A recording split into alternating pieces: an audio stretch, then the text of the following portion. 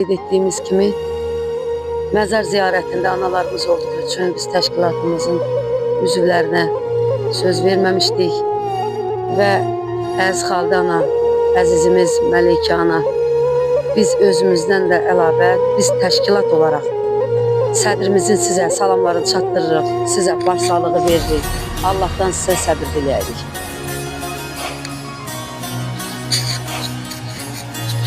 Allah şəhidlərimizə rəhmət versin, valideynlərimə səbir versin.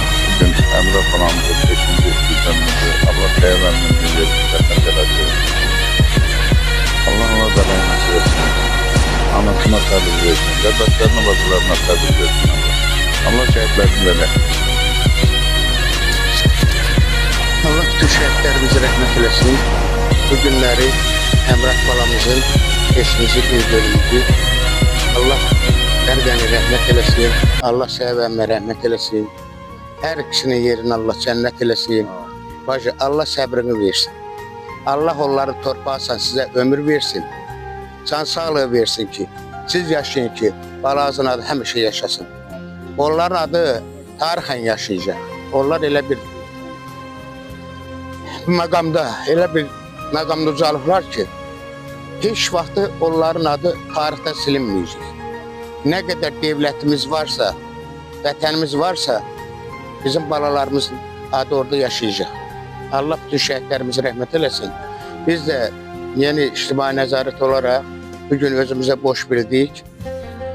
Əmrah balamızın tədbirində iştirak elədik. Allah Əmrah balamızı rəhmət eləsin, bütün şəhidlərimizlə birlikdir. Çox sağ olun. Bu günlərin Əmrah balamızın 5-ci il dönümüdür. Bu münasibətlə şəhid ataları, şəhid anaları onun ziyarətinə gəliblər. Allah cəm şəhidlərimiz hamısına rəhmət eləsin. Ataların, anaların da evlatlarına rəhmət eləsin. Bugünkü azadlığımızı, bugünkü firavanlığımızı bu şəhidlərimizə borcluyuq. Şəhidlər heç vaxt unudulmamalıdır. Ata-ana həyatda oldu, olmadı, onlar yaşamalıdır.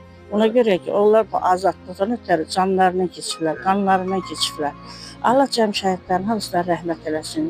Sizin də hamınıza təşəkkür edirəm, minnətdaram ki, bugünkü gündə hamınız Əmrahın ziyarətinə gəldiniz. Çox sağ olun. Allah hamınızdan razı olsun.